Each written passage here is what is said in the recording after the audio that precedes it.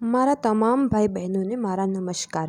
જે પ્રમાણે આપણે વાત કરી હતી કે આપણે સ્પોકન ઇંગ્લિશના ક્લાસ કરીશું, તો આજે તેના માટે સૌથી પહેલાં હું તમને ડેમો ક્લાસ આપવા માગું છું, તો પ્લીઝ બધા ધ્યાન રાખજો। અહીં ઘણા બધા એવા પણ હશે કે જેમને ઘણું બધું આવડતું હશે, પણ આપણે અહીં એકદમ બેઝિકથી સ્ટાર્ટ કરીશું, કારણ કે આપણને ખબર પડે કે આપણે ભૂલો ક્યાં કરીએ છીએ। હવે આઈ એમ શ્યોર કે તમે ઘણી બધી બાબતોમાં રોંગ હશો, તો માત્ર ધ્યાનથી ભણજો અને તમને ઇંગ્લિશ બોલતા કોઈ જ નહીં રોકી શકે। હવે જ્યારે ઘણા બધા લોકો બોલતા હોય છે કે મારે ઇંગ્લિશ શીખવું છે, મારે ઇંગ્લિશ બોલવું છે, તો શું તમે લોકો જાણો પણ છો કે what is the pronunciation of ENGLIS and H? કેવી રીતે આનો ઉચ્ચાર થાય છે? તો ખાસ ધ્યાન રાખો કે આનો ઉચ્ચાર ઇંગ્લિશ થાય છે, નોટ ઇંગ્લિશ। આ ખાસ ધ્યાન રાખો। આવી જ એક બીજી ભૂલ એ લેંગ્વેજમાં થાય છે। લેંગ્વેજ એટલે શું? તો language is a medium of expressing our thoughts. હવે લેંગ્વેજનો મતલબ તો ખ્યાલ આવી ગયો, પણ આનો ઉચ્ચાર શું થાય છે? તો ઘણા બધા લોકો બોલે છે કે ભાષા, તો ઇટ્સ રોંગ। આનો ઉચ્ચાર થાય છે ભાષા। આનો જે સાઉન્ડ છે તે આપણા ગળામાંથી નીકળે છે। તમને બધાને લાગે છે કે અમને ઇંગ્લિશ આવડે છે અને તમે આવી જ મિસ્ટેક સાથે ઇંગ્લિશ બોલો પણ છો, અને તમને એવું પણ લાગે છે કે તમે જે બોલો તે બધું સાચું છે, પણ જ્યારે તમે ક્યાંક ઇન્ટરવ્યૂમાં અથવા ક્લાસમાં કોઈક જગ્યાએ બોલવા ઊભા થાઓ ને ત્યાં તમારા ઉચ્ચારણની આવી ભૂલોથી તમારું લેવલ ત્યાં જ નીકળી જશે। તમારા બોલવાથી લોકો જાણી જશે કે તમે કયા મીડિયમમાંથી બિલોંગ કરો છો। હવે એક બીજું વાક્ય, my father's name is Rameshbhai. ઘણા લોકો જે ઉપરનું સેન્ટેન્સ છે my father's name is Rameshbhai બોલતા હોય છે, તો આ તમારી સૌથી મોટી મિસ્ટેક છે। જે સેકન્ડ સેન્ટેન્સ છે એ સાચું પ્રોનાઉન્સિએશન છે કે my father's name is Rameshbhai. ચાલો માની લીધું કે તમને ઇંગ્લિશ નથી આવડતું, પણ ખાસ ધ્યાન રાખો કે તમે ખોટા ઉચ્ચારણથી બચો, કારણ કે તેનાથી સામેવાળાને ખ્યાલ આવી જશે કે તમારું લેવલ શું છે। Pronunciation is very important. Pronunciation તો હવે આવડી જશે। હવે જરાક વિચારો કે તમારી આજુબાજુ 5મા અને 6ઠ્ઠા ધોરણમાં ભણતા કેટલા બાળકો છે જે લોકોની પ્રથમ ભાષા એટલે કે તેની નેટિવ લેંગ્વેજ, મતલબ કે એ લોકો ઘરમાં વાતચીત દરમિયાન ગુજરાતી ભાષા યુઝ કરતા હોય તેવા બાળકો। હવે વિચારો કે શું તે બાળકોને ઇંગ્લિશ આવડે છે? તો કદાચ તમારો જવાબ હશે કે ના। થોડું વધારે વિચારો કે શું તે જ બાળકોને હિન્દી બોલતા આવડે છે? એમને હિન્દી સમજ પડે છે? તમારો જવાબ હશે કે હા। તો કેમ ભાઈ? જો તેમને ઇંગ્લિશ નથી આવડતી તો હિન્દી કેવી રીતે આવડે છે? How it's possible? તો તેનો જવાબ છે એટમોસ્ફિયર, તમારી આજુબાજુનું વાતાવરણ। આ વાતાવરણ એ નથી કે ઓક્સિજન, કાર્બન, હાઇડ્રોજન। આ વાતાવરણ તમારી આજુબાજુ જે લોકો છે, જે વસ્તુઓ છે તે વાતાવરણ છે। ચાલો લેટ મી એક્સપ્લેન। નાનું બાળક પોતાનો સૌથી વધારે સમય શેમાં વેસ્ટ કરે છે? તો કદાચ તમારો આન્સર હશે કે નાનું બાળક પોતાનો સૌથી વધારે સમય ટીવી જોવામાં વેસ્ટ કરે છે। હવે ટીવીમાં કોઈ કાર્ટૂન અથવા ટીવી શો આવે છે તો એની ભાષા કઈ હોય છે? તો એની ભાષા હિન્દી હોય છે।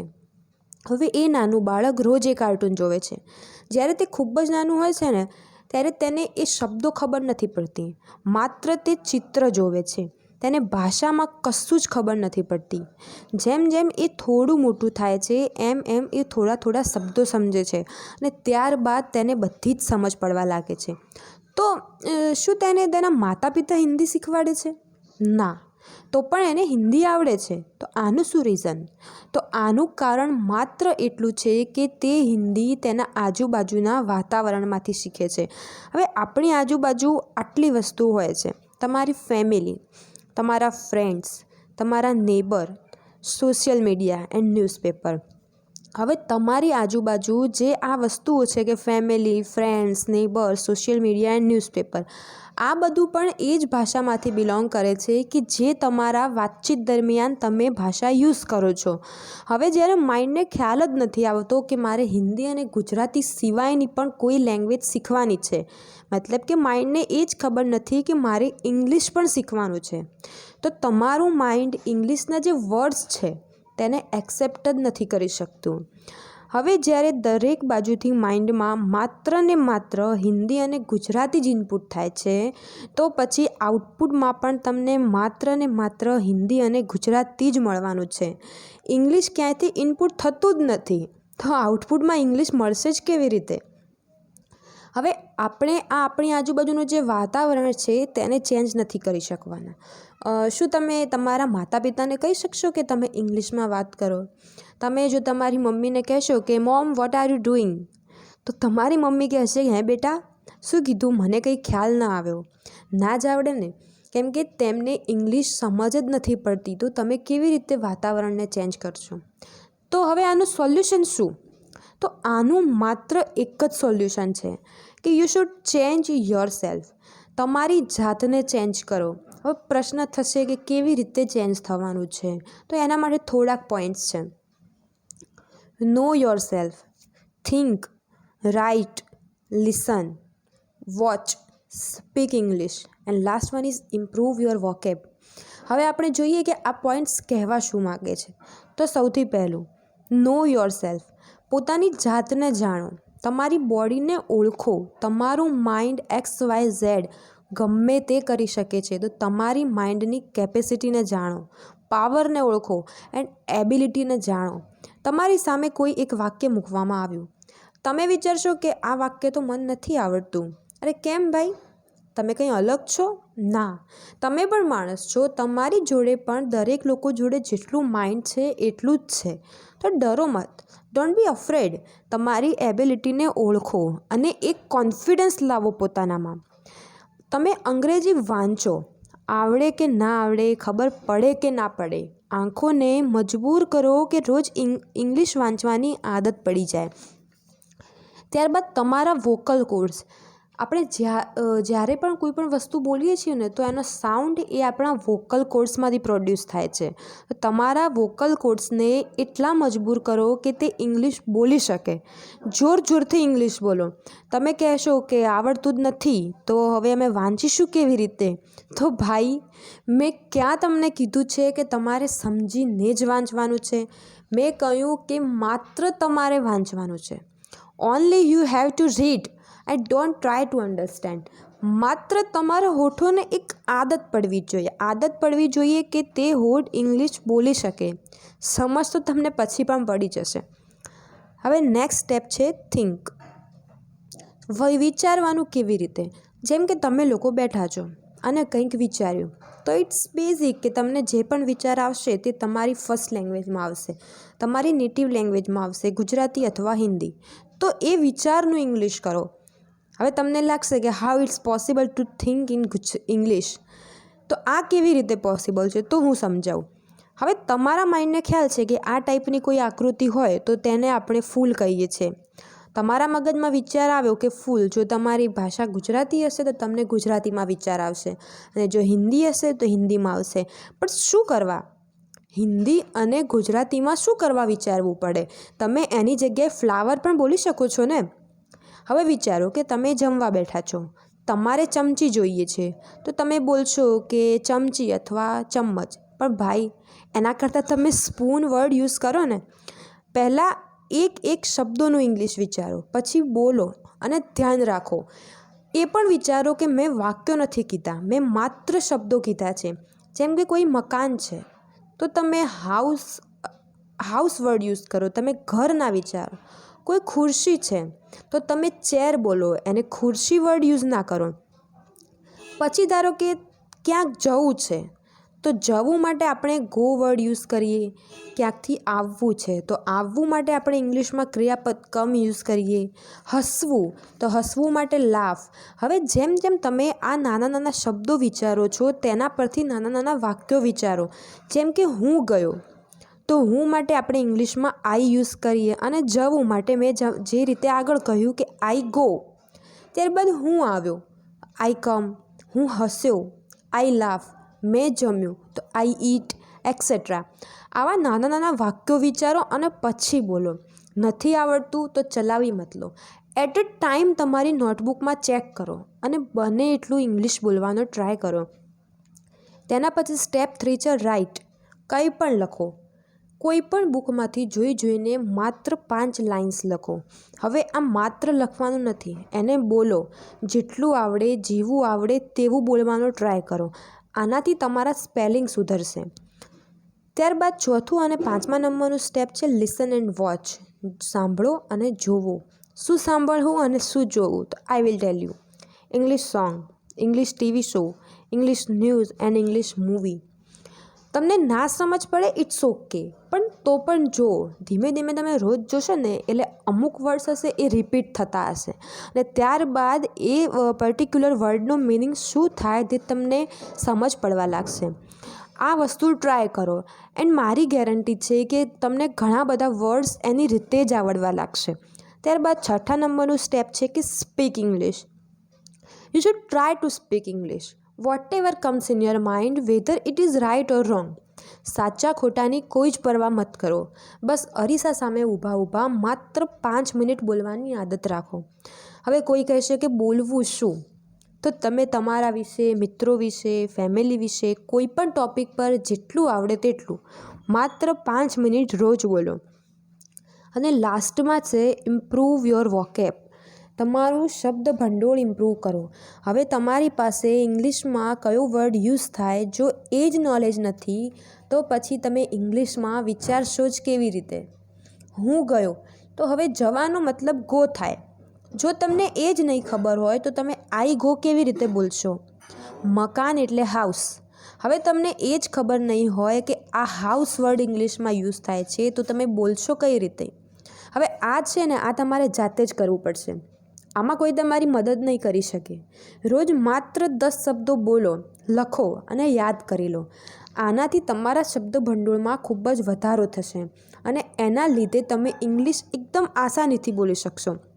જો તમે કંઈક વાંચી રહ્યા હોય અને તમને કોઈ શબ્દ ખબર ના પડી કે what it means in Gujarati, then you have to underline it and search the meaning of that particular word. Do it daily. Underline કર્યા પછી તેનો ગુજરાતી મિનિંગ શોધો. આનાથી તમને ઘણા બધા શબ્દો આવડવા લાગશે અને તે તમને ઇંગ્લિશ બોલવામાં ખૂબ જ હેલ્પફુલ થશે. હવે આ બધી તો જે વાત કરીને મેં એ બધી બેઝિક થઈ. આ બધું તમારે ડેલી કરવાનું છે. હવે આપણે આપણા સ્પોકન ઇંગ્લિશના સિલેબસ તરફ આગળ વધીએ. તો સૌથી પહેલાં અહીં તમે લોકો કોણ છો, ક્યાંથી છો, હું કંઈ જ નથી જાણતી. તો સૌથી પહેલાં જે સ્પોકન ઇંગ્લિશમાં સૌથી મેન અને સૌથી ઇમ્પોર્ટન્ટ છે તે છે સેલ્ફ ઇન્ટ્રોડક્શન. હવે સેલ્ફ ઇન્ટ્રોડક્શન એટલે શું? તો સેલ્ફ ઇન્ટ્રોડક્શન એટલે કે પોતાનો પરિચય. હવે આપણે પોતાનો પરિચય કેવી રીતે આપવો તે શીખીશું. સેલ્ફ ઇન્ટ્રોડક્શનનો મતલબ થાય છે એન એક્સપ્લેનેશન ઓફ આઈ. આઈ એટલે કે હું, મતલબ કે મારું, આપણું પોતાનું વર્ણન. તમે કોઈને કહેશો કે સ્પોકન ઇંગ્લિશમાં સેલ્ફ ઇન્ટ્રોડક્શનનું શું કામ? તો ઇફ યુ આર સ્ટુડન્ટ તો તમારે કદાચ તમારા નવા ક્લાસમાં પોતાનું ઇન્ટ્રોડક્શન આપવું પડી શકે છે. જો તમે ક્યાંક ઇન્ટરવ્યૂમાં ગયા હોય તો પણ તમારે ત્યાં ઇન્ટ્રોડક્શન આપવું પડી શકે છે. અથવા ક્યાંક કોઈ સૌથી મોટા ઓડિટોરિયમમાં કોઈ સેમિનાર એટેન્ડ કરવા જાઓ છો તો ત્યાં હજારો લોકોની વચ્ચે પણ પોતાનો પરિચય આપવો પડી શકે છે. એન્ડ ખાસ ધ્યાન રાખજો, the way you introduce yourself decides what perception people are gonna have about you. તમે જે રીતે પરિચય આપશો ને તે ડિસાઇડ કરશે કે સામેવાળું માણસ તમારા વિશે શું વિચારે છે. એક બહુ મસ્ત કહેવત છે કે વેલ બિગન ઇઝ હાફ ડન. સારી શરૂઆતનો મતલબ કે અડધું કામ આપણું ત્યાં જ ફિનિશ થઈ જાય છે. અને તે માટે શરૂઆતમાં જ તમારું સારું ઇન્ટ્રોડક્શન ખૂબ જ સારો રોલ પ્લે કરી શકે છે. હવે જે રીતે તમે તમારા પરિવારમાં કે તમારા મિત્રોને પરિચય આપો તે જ રીતે તમે ઓફિસમાં કે ઇન્ટરવ્યૂમાં ન આપી શકો. આમાં થોડોક ફેરફાર થાય છે. ઘણા બધા લોકોને એવું પણ લાગે છે કે આપણને ઇન્ટ્રોડક્શન આવડે છે, પણ એવું હોતું નથી. તમે દરેક જગ્યાએ એક જ ઇન્ટ્રોડક્શન યુઝ કરો છો, પણ આવું નથી. ઇન્ટ્રોડક્શન આપવા માટે પણ 2 ટાઈપ્સ છે, એક ફોર્મલ અને બીજું છે ઇનફોર્મલ. હવે આ ફોર્મલ અને ઇનફોર્મલ યુઝ ક્યાં થાય છે? તમે દરેક જગ્યાએ ફોર્મલ કે દરેક જગ્યાએ ઇનફોર્મલ યુઝ ના જ કરી શકો. તમે ક્યાંક ઓફિસમાં કે કોઈક ઇન્ટરવ્યૂ આપવા જાઓ છો તો ત્યાં તમારે ફોર્મલ ઇન્ટ્રોડક્શન આપવું પડે અને એનાથી એકદમ ઓપોઝિટ કે જ્યારે તમે કોઈ ફ્રેન્ડને મળો છો, મતલબ કે તમારું ઘરેલું કોઈ વ્યક્તિને મળો છો, તમારું ફેમિલી મેમ્બરને મળો છો, તો ત્યાં તમારે ઇનફોર્મલ આપવું પડે છે. હવે આપણે બંને શીખવા જરૂરી છે. તો સૌથી પહેલાં આપણે જોઈએ ફોર્મલ. તો ફોર્મલમાં આટલી વસ્તુઓનો સમાવેશ થાય છે: enter, greeting, name, place, qualification, skill, experience, strength, life aims, hobby and લાસ્ટમાં છે એન્ડ. હવે કોઈને એવો પણ પ્રશ્ન થશે કે આમાં ફેમિલીનો ઉલ્લેખ કેમ નથી, ફેમિલી વિશે કેમ કંઈ કહેવાનું નથી? તો આજની આટલી ફાસ્ટ લાઈફમાં કોઈને તમારી ફેમિલી વિશે જાણવાનો કોઈ જ ઇન્ટરેસ્ટ નથી હોતો. હવે ભાઈનો ભાઈ એન્જિનિયર હોય તો એનાથી બીજાને શું મતલબ હોય? આ જમાનામાં કોઈને એટલી બધી ફુરસદ નથી કે એને તમારી ફેમિલીમાં રસ હોય. તો હવે સૌથી પહેલાં આપણે જોઈએ કે ઓફિસ અથવા કોઈ ઇન્ટરવ્યૂમાં જાઓ તો પોતાનો પરિચય ઇંગ્લિશમાં કેવી રીતે આપવો. સૌથી પહેલી વસ્તુ છે એન્ટર. એન્ટર એટલે કે પ્રવેશ. હવે તમે ક્યાંક ઇન્ટરવ્યૂ આપવા જાઓ છો અને ત્યાં દરવાજો બંધ છે, તો શું તમે એમ જ અંદર એન્ટર થઈ જશો? ના, ડોર બંધ છે અને તમે અજાણા છો તો you should not enter without permission.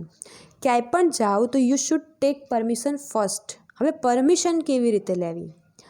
તો તમે જનરલી ગુજરાતીમાં બોલો કે શું હું અંદર આવી શકું સર? હવે આપણે આનું ટ્રાન્સલેશન ઇંગ્લિશમાં કરવાનું છે. હવે એ તમને નથી આવડતું તો ડોન્ટ વરી, ગોખવાનું નથી, માત્ર તેનું સ્ટ્રક્ચર યાદ રાખવાનો પ્રયત્ન કરો. હવે શું સ્ટ્રક્ચર છે તે આપણે જોઈએ. May plus subject plus verb plus other words plus question mark. હવે આ જે મે છે એ મે એઝ ઇટ ઇઝ આપણે એમનું એમ જ મૂકવાનું છે. ત્યારબાદ સબ્જેક્ટ. તો સબ્જેક્ટ એટલે શું? સબ્જેક્ટ એટલે કે કર્તા. હવે આપણને ક્વેશ્ચન થશે કે આ કર્તા એટલે શું? તો જેના દ્વારા કોઈ ક્રિયા થાય છે તેને આપણે કર્તા કહીએ છીએ. હવે અહીં અંદર જવાની ક્રિયા થાય છે, તો તે અંદર જવાની ક્રિયા કોણ કરે છે? તેના કર્તા કોણ છે? તો એ અંદર જવાની ક્રિયા મારા દ્વારા થાય છે. શું હું અંદર આવી શકું સર? એટલે અંદર જવાવાળો હું છું, તો હું એ કર્તા થાય. હવે આપણને બધાને ખબર હશે કે ઇંગ્લિશમાં હું માટે આપણે આઈનો ઉપયોગ કરીએ છીએ. ત્યારબાદ વર્બ. તો વર્બ એટલે શું? વર્બ 1 એનો મતલબ શું થાય એ આપણે ડિટેલ્સમાં આગળ ભણવાના છીએ. હાલ પૂરતું ધ્યાન રાખો કે વર્બ એ કોઈ ક્રિયા દર્શાવનારું પદ છે. હવે શું હું અંદર આવી શકું સર? એમાં મારા દ્વારા કઈ ક્રિયા કરવાની વાત છે? તો તેમાં મારા દ્વારા અંદર આવવાની વાત છે. હવે આવવું એ એક ક્રિયા થઈ અને એ ક્રિયા દર્શાવતું પદ એને આપણે ઇંગ્લિશમાં વર્બ કહીએ છીએ. તો હવે એ વર્બ એ ઇંગ્લિશમાં આપણે આવવા માટે યુઝ કરીએ છીએ કમ. ત્યારબાદ અધર વર્ડ્સ. અધર વર્ડ્સ એટલે કે અન્ય શબ્દો. હવે અન્ય શબ્દોમાં જે શબ્દો ગુજરાતી સેન્ટેન્સમાં બાકી રહે છે તે બધાનો સમાવેશ થઈ જાય છે. હવે આપણે જોઈએ કે કેવી રીતે આપણે આનું ઇંગ્લિશ કરવું. તો મે એઝ ઇટ ઇઝ આપણે મૂકી શકીએ. ત્યારબાદ મેં જે પ્રમાણે કહ્યું સબ્જેક્ટ એટલે કે કર્તા, અને કર્તા હું માટે આપણે ઇંગ્લિશમાં વાપરીએ આઈ. ત્યારબાદ વર્બ. અંદર આવવા માટે આપણે વાપરીએ છીએ કમ એન્ડ અધર વર્ડ્સ. તો હવે આપણે જોઈએ કે આનું ઇંગ્લિશ શું થાય છે. મે આઈ કમ ઇન સર? હવે આમાંથી સબ્જેક્ટ શું, ક્રિયાપદ શું, જો આ બધું તમને હજી પણ થોડું કન્ફ્યુઝન હોય તો ડોન્ટ વરી, આપણે આપણા આગળના ક્લાસમાં એને ડિટેલ્સમાં જોવાના છીએ. હાલ માત્ર યાદ રાખવાનો પ્રયત્ન કરો. હવે આજકાલ છે ને ઘણા લોકો ફેશનમાં પરમિશન લેવા માટે કેનનો ઉપયોગ કરે છે કે can I come in sir? તો આ વસ્તુ એ ખૂબ જ રોંગ છે. ક્યારેય પણ ઇન્ટરવ્યૂમાં જાઓ તો જો કેનનો ઉપયોગ તમે કરશો, ખાસ ધ્યાન રાખજો, પરમિશન માટે કેનનો ઉપયોગ કરશો તો તમે ગેટમાંથી જ બહાર થઈ જશો. કારણ કે જ્યારે તમે પરમિશન લેવા માટે કેનનો ઉપયોગ કરો છો ને ત્યારે તેનો મતલબ એવો થાય છે કે તમે પરમિશન આપશો કે નહીં આપો, હું તો અંદર આવવાનો જ છું. દેટ મીન્સ કે કેનનો જ્યારે ઉપયોગ થાય છે ને એટલે એનો મતલબ વિધાઉટ પરમિશન હું અંદર આવી જ જઈશ. મતલબ કે તમે સામેવાળું માણસ હા કહે કે ના, ઇટ ડઝન્ટ મેટર. તેથી આ ખાસ ધ્યાન રાખો કે ફોર્મલમાં હંમેશા પરમિશન લેવા માટે મેનો ઉપયોગ કરો. મે એ એક શિષ્ટાચારી લેંગ્વેજ છે, એક શિષ્ટાચારની ભાષા છે. તો આપણે જ્યારે પણ ઇન્ટરવ્યૂમાં જઈએ ત્યાં આપણી સામે કોઈ સર અથવા ઉપરાધિકારી હોય છે, તો એના સામે આપણે શિષ્ટાચારી ભાષા યુઝ કરવી ખૂબ જ ઇમ્પોર્ટન્ટ છે. તો ખાસ ધ્યાન રાખો કે ત્યારે આપણે હંમેશા મેનો જ ઉપયોગ કરીશું. ત્યારબાદ નેક્સ્ટ સ્ટેપ છે કે હવે તમે અંદર પણ આવી ગયા. તમારા સામે કોઈ જે બેઠું છે એને તમારે ગ્રીટ કરવાનું છે.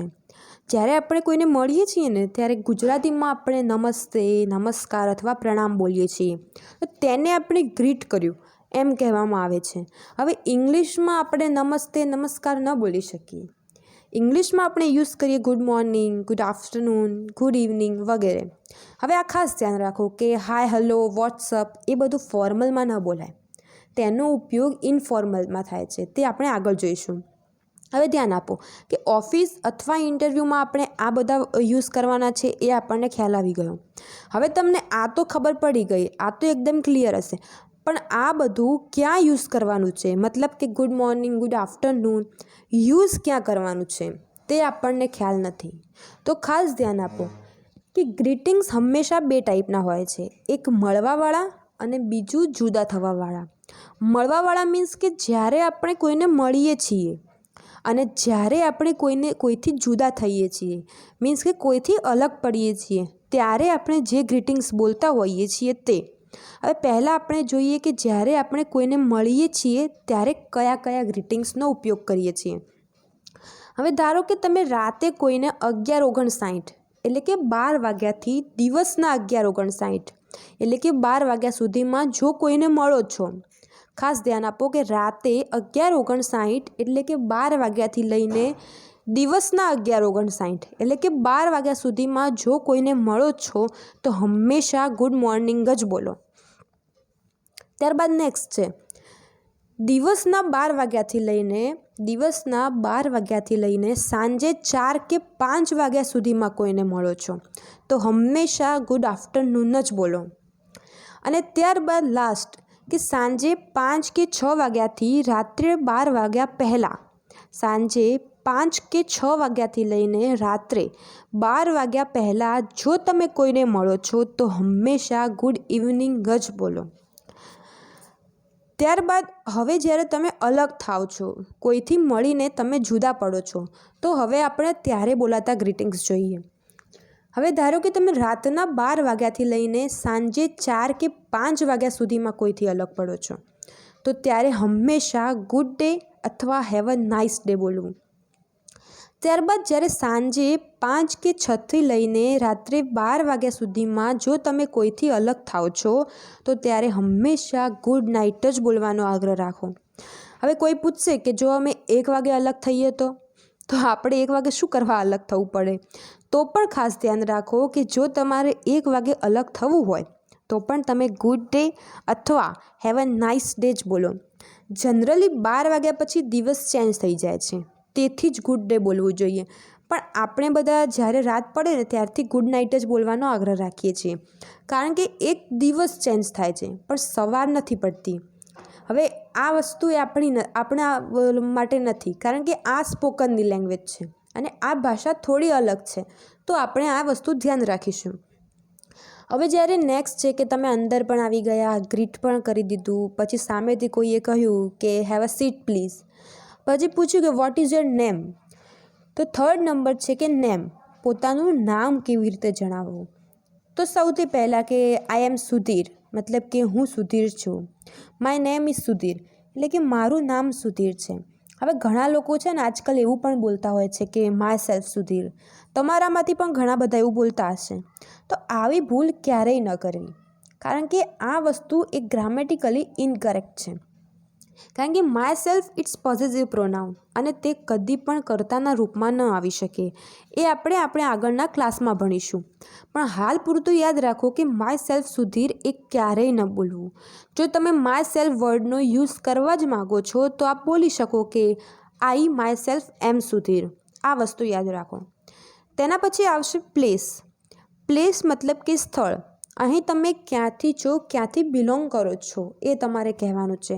મતલબ કે હું ગુજરાતથી છું, દિલ્હીથી છું, મધ્યપ્રદેશથી છું વગેરે.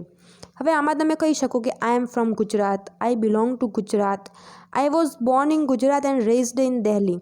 દેટ મીન્સ કે મારો જન્મ છે તે ગુજરાતમાં થયો હતો અને હું મોટો થયો દિલ્હીમાં. ત્યારબાદ તમે બોલી શકો આઈ બિલોંગ ટુ દિલ્હી ઇટસેલ્ફ. હા, હવે આ ખાસ ધ્યાન રાખો કે કોઈ વાર એવું હોય કે તમારું જે ઇન્ટરવ્યૂ થાય છે, તમે જે ઓફિસમાં મળવા ગયા છો એ જે ઓફિસ અથવા ઇન્ટરવ્યૂ થઈ રહ્યું છે તે દિલ્હીમાં થાય છે અને તમારો પોતાનો જન્મ પણ દિલ્હીનો જ છે, તમે પોતે પણ ત્યાંના જ છો. તો તમારે એવું કહેવું હોય કે હું પણ દિલ્હીનો જ છું. ધ્યાન રાખજો, દિલ્હીનો જ છું. તો આવા કેસીસમાં તમે એક વર્ડ યુઝ કરી શકો છો, ઇટસેલ્ફ. તમે આ રીતે બોલી શકો કે I belong to Delhi itself. I am from Delhi itself. That means કે હું દિલ્હીનો જ છું. તેના પછી આવશે ક્વોલિફિકેશન એન્ડ કરંટ એજ્યુકેશન. એટલે કે તમે શું ભણેલા છો અથવા તમે હાલ શું ભણો છો. હવે જો કોઈ સ્ટુડન્ટ છે અને ભણે છે અને તે કદાચ 7મા ધોરણમાં છે તો તે બોલી શકે કે આઈ એમ ઇન ક્લાસ 7. હવે આ ખાસ ધ્યાન રાખજો કે અહીં 7 જ આવશે, 7th નહીં.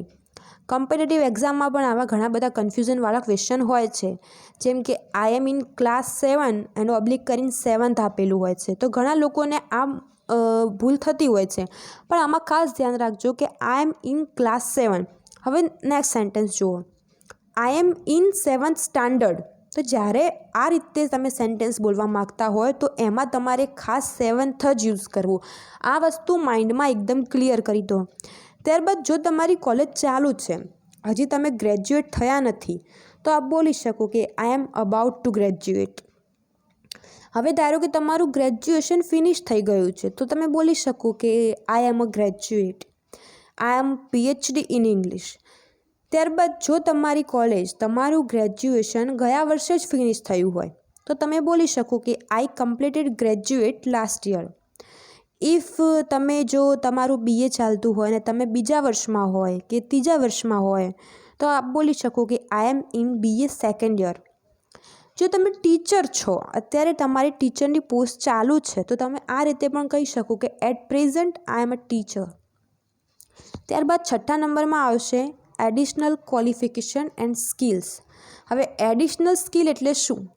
તો એડિશનલ સ્કિલ એટલે કે સ્ટડીથી વધારે તમે બીજો કોઈ કોર્સ કર્યો હોય તે આમાં સમાવેશ થાય છે. આઈ હેવ ડનનો મતલબ થાય છે કે હું કરી ચૂક્યો છું.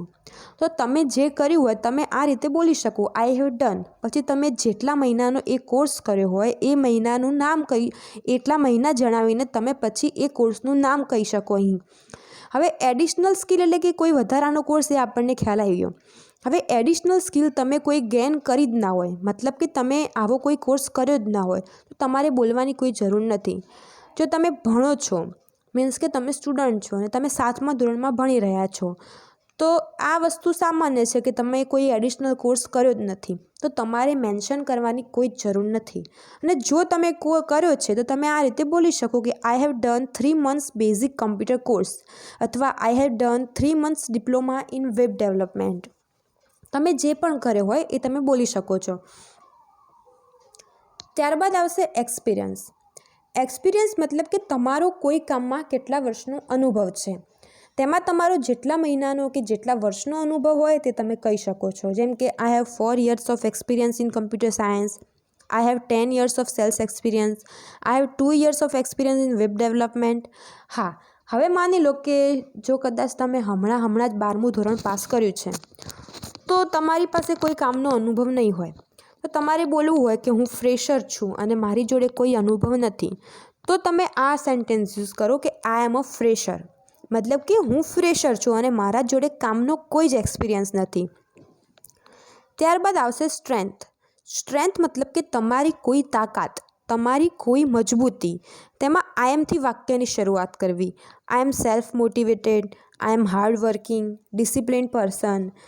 જો તમે કોઈ સારા વક્તા છો, કોઈથી સારી રીતે વાતચીત કરી શકો છો, તો good communicator, multitasker, positive thinker, straightforward and sophisticated person. હવે ખાસ ધ્યાન રાખો કે અહીં વાક્યની શરૂઆત આઈ એમથી કરવાની છે. આઈ એમ પછી તમારી જે સ્ટ્રેન્થ હોય એ. હવે આપણે એવું બોલ્યા કે આઈ એમ સેલ્ફ મોટિવેટેડ. તો હવે આ સ્પોકન છે, આમાં આપણે જે રીતે લખીએ છીએ એ રીતે બોલવાનું નથી. આઈ એમનું આપણે શોર્ટ ફોર્મ કરીશું આમ. આપણે બોલી શકીએ કે આમ સેલ્ફ મોટિવેટેડ, આમ હાર્ડ વર્કિંગ, આમ ડિસિપ્લિન પર્સન. તો આ ખાસ ધ્યાન રાખો કે સ્પોકનમાં શોર્ટ ફોર્મ યુઝ કરવાના છે. આઈ એમ નહીં, આમ સેલ્ફ મોટિવેટેડ. હવે કોઈ કહેશે કે અમારામાં તો આવી કોઈ સ્ટ્રેન્થ છે જ નહીં, તો તમે લાવો, તમારા અંદર એ સ્ટ્રેન્થને પેદા કરો. You can do everything. ત્યારબાદ નેક્સ્ટ આવશે હોબી. હોબી એટલે કે તમારો શોખ. તમને જે વસ્તુ કરવી ગમે છે તેનો ઉલ્લેખ તમારે અહીં કરવાનો છે. હવે જેમ કે my hobby is listening to music. હવે કોઈ એવું કહેશે કે લિસનિંગ મ્યુઝિક આવે, પણ ના, તે ગ્રામેટિકલી ઇનકરેક્ટ છે. આ વસ્તુ ખાસ ધ્યાન રાખજો. પણ ત્યારબાદ જો તમારી હોબી રીડિંગ હોય, મતલબ કે વાંચન હોય, તો આપ કહી શકો કે માય હોબી ઇઝ રીડિંગ. હવે જો તમારે માય હોબી એવું નથી લખવું કે એવું નથી બોલવું, તો તમે બોલી શકો કે આઈ લવ લિસનિંગ ટુ મ્યુઝિક. જો તમારે આઈ લવ પણ ના બોલવું હોય તો તમે બોલી શકો આઈ લાઈક પ્લેઇંગ. હવે હોબી છે ને એ આજથી 20-25 વર્ષો પહેલાં લખવામાં આવતું હતું કે જ્યારે લોકો પાસે કોઈ કામ જ નહોતું અને એમનો શોખ પણ એક જ હતો. પણ હવે આ જમાનામાં લોકો પાસે એક કરતાં વધારે કામ હોય છે, તો તેમના શોખ પણ વધારે હોય છે. હવે વધારે શોખ માટે આપણે હોબીઝ વર્ડ યુઝ કરીએ. જો તમારા શોખ એક કરતાં વધારે હોય તો તમે માય હોબીઝ આર બોલો. ત્યારબાદ તમારા જે પણ શોખ હોય તે તમે મેન્શન કરી શકો છો. My hobbies R listening to music and reading newspaper. હવે જો તમે ક્યાંક ઇન્ટરવ્યૂમાં ગયા હોય અને તમે લખ્યું હોય કે તમારી હોબી રીડિંગ બુક્સ, અને તમને કોઈ પૂછશે કે તમે કઈ બુક્સ વાંચેલી છે, તો હવે તમે ધોરણ 7માં કોઈ ચોપડી વાંચેલી છે અથવા તમારા આટલા જીવન દરમિયાન માત્ર એક ચોપડી વાંચી હોય, તો તમે તમારી હોબી રીડિંગ બુક્સ ક્યારેય ન લખી શકો. આવું કરવાથી તમે ઇન્ટરવ્યૂમાં ત્યાં જ ફેલ થશો. કારણ કે હોબી એ એવી વસ્તુ છે કે તમે દર 2-3 દિવસે કરતા હોય, તમારા કામથી ફ્રેશ થવા માટે કરતા હોય. હવે ધારો કે તમે ફેમિલીના સાથે ક્યાંક બહાર પિકનિક પર ગયા હોય, તો તમે એકમાત્ર પિકનિકથી તમારી હોબી ટ્રાવેલિંગ ન લખી શકો. હવે ઘણા લોકો આજકાલ હોબીમાં એવું લખતા હોય છે કે ડાન્સિંગ, પણ ભાઈ તમારા મામા માસીના લગ્નમાં પેલા વરઘોડા સાથે નાચવું, એમાં તમારી હોબી ડાન્સિંગ તમે ન લખી શકો. આ વસ્તુ ખાસ ધ્યાન રાખો. ત્યારબાદ આવશે લાઈફ્સ એમ, મતલબ કે તમારા જીવનનો ધ્યેય શું છે તેનો ઉલ્લેખ તમારે અહીં કરવાનો છે.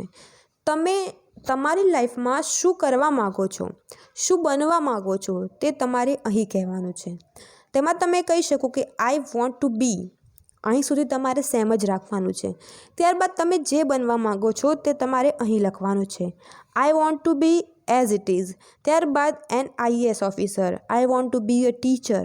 જો તમારે આ રીતે ન લખવું હોય તો તમે નીચે પ્રમાણે લખો કે the aim of my life is to be a teacher. તમારો જે પણ એમ હોય એ તમે લખી શકો છો.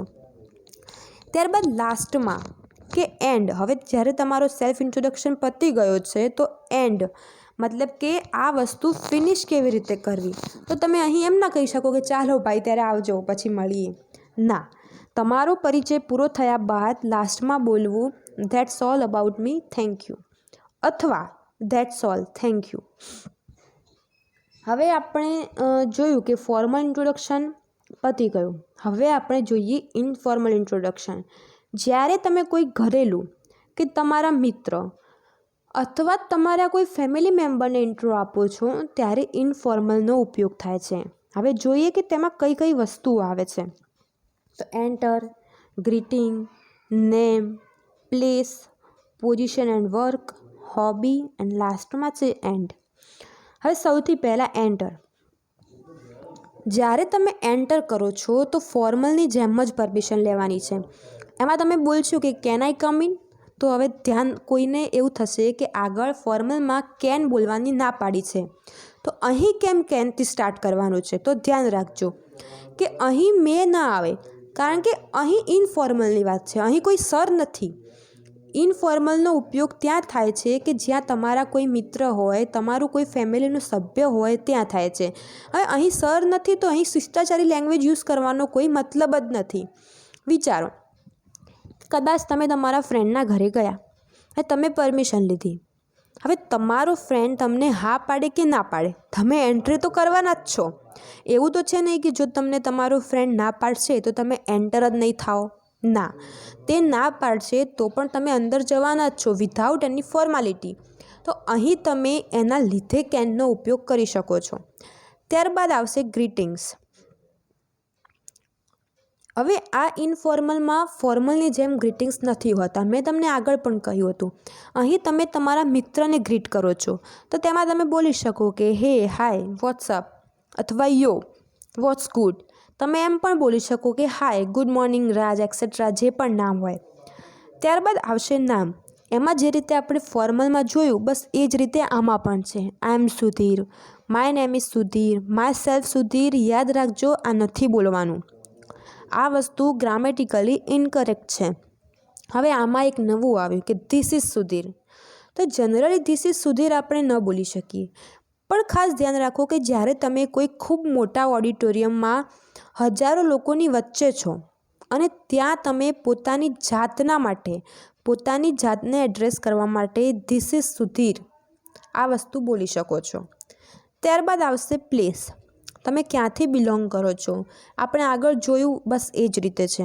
આઈ am from Gujarat, I belong to Gujarat, I was born in Gujarat and raised in Delhi. હવે નવું છે, I have been living in Gujarat for 3 years. That means કે હું 3 વર્ષથી ગુજરાતમાં રહું છું. અહીં તમે જ્યાં પણ જેટલા સમયથી રહેતા હોય એ રીતે બોલી શકો છો. ત્યારબાદ નેક્સ્ટ આવશે પોઝિશન. પોઝિશન મતલબ કે તમે હાલ શું છો, તમે અત્યારે કઈ પોસ્ટ પર છો તે તમારે અહીં કહેવાનું છે.